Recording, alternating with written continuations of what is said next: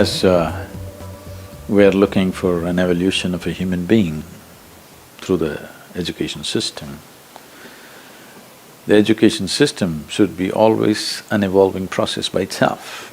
When we think in terms of a perfect school, we're thinking of again fixing it somewhere. That's what needs to change. As one can develop muscle by doing certain things with the body, one can develop intelligence. The fundamental aspect of developing intelligence is, right now, there are some studies, I don't know, you must tell me, I'm not an expert on these things, which say if a child goes through 20 years of formal education and comes out with a PhD, they say 70% of intelligence is irrevocably destroyed. Because Sorry, I have a PhD, I don't know if you're suggesting.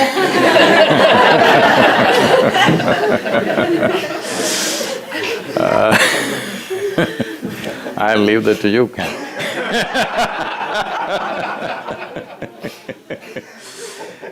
So, essentially what's being said by the studies is we're mistaking information for education.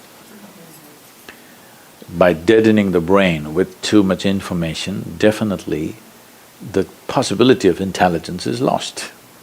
This is why I said what we accumulate and who we are should remain separate. Who I am should not be influenced by what I have accumulated, whether they're material things or information or impressions. This is of the world. I would like to little differ in what was said in terms of child's inner world and external world. What we are mistaking to be inner world is still external in my perception, because a child's fears, ambitions, aspirations are all external, inspired or infected, I would say, by the outside situation. It is not natural aspiration of life. Natural aspiration of life, if you look at it, if you leave someone uninfluenced from outside, the natural aspiration is always to expand, not to become less. But if you look at today's form of education, because it's purely intellect-based education, there's no other dimension of intelligence in it. And I think in this part of the world there is a serious mistake that intellect has been mistaken for intelligence. Your intellect can function only with the backing of your memory. Or in other words, your intellect functions with accumulated information. If I take away all your memory, your intellect is quite useless by itself. But there are other dimensions of intelligence within you, which does not need the support of memory. If education systems do not focus on activating these dimensions of intelligence, you will find factory workers, you will not find a genius in every home. What you need is an innovative intelligence. Today when I use the word innovation, you think developing a new i8 phone. I'm not talking about that. Maybe we can develop a world without a phone. We don't know what's an innovation.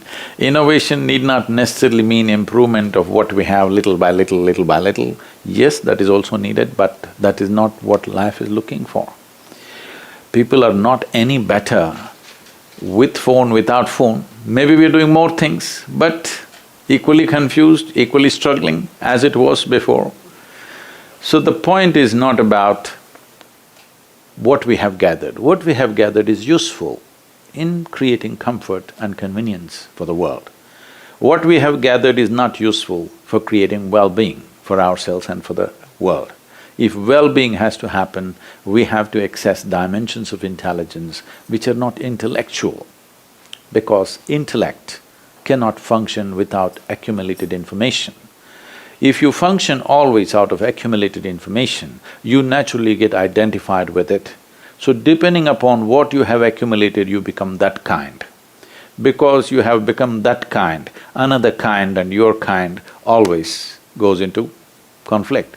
If the purpose of education is to expand horizons of individual human beings, you can see that's definitely not happening. The more educated somebody becomes, as people get educated, they really can't get along with anybody. The not so educated people can live together, 100 people can live together. Once you become educated, you become isolated, because this is the nature of the intellect.